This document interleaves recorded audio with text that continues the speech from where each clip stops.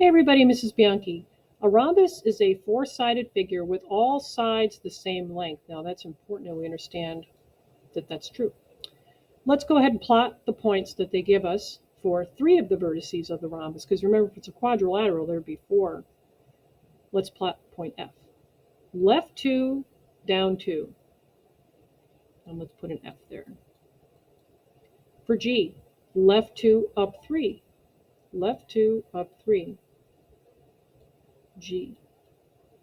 And for H, we're going to go over 2, up 6. 1, 2, 3, 4, 5, 6. H. All right, now probably what we should do is figure out the distance between points G and H. I'll draw the line there so you can see it. But one way is if we look at G and H, or I'm sorry, G and F. We look at the ordered pairs for both.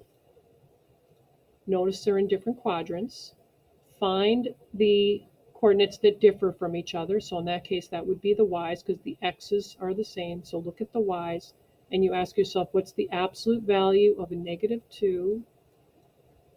We would be adding that with the absolute value of a 3. So the absolute value of this would be 2. The absolute value of that would be 3. So in other words, this is 3 units away from the 0.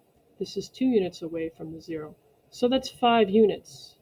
So the length of this line is 5 units.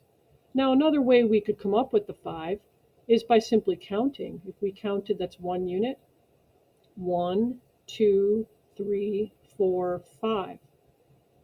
All right, now that means that if it's a rhombus, that means that over here, this would also have a side that's 5 units long. And we could connect this point with this point. And by the way, we would assume that since it's saying that they're all the same length, if this is 5, then so is this. And this would have to be 5 also. Now, to finish the rhombus, these two lines would have to be parallel and the same. So if this is 5, this is 5, and I'm going to slip that in and finish drawing our rhombus. All right, and now let's make a point right here. All right, so we've graphed our rhombus, and if this is FGH, they wanted us to label J, so this must be J right here. And they want to know the ordered pair for that, right? Do they want to know the ordered pair? Actually, no, they don't. Oh, they do. They want the coordinates. It says right here. So let's put the coordinates next to it. So point J, we have to go over from 0. We have to go over 1, 2. So that makes the x a 2. And from the x, we have to go up 1.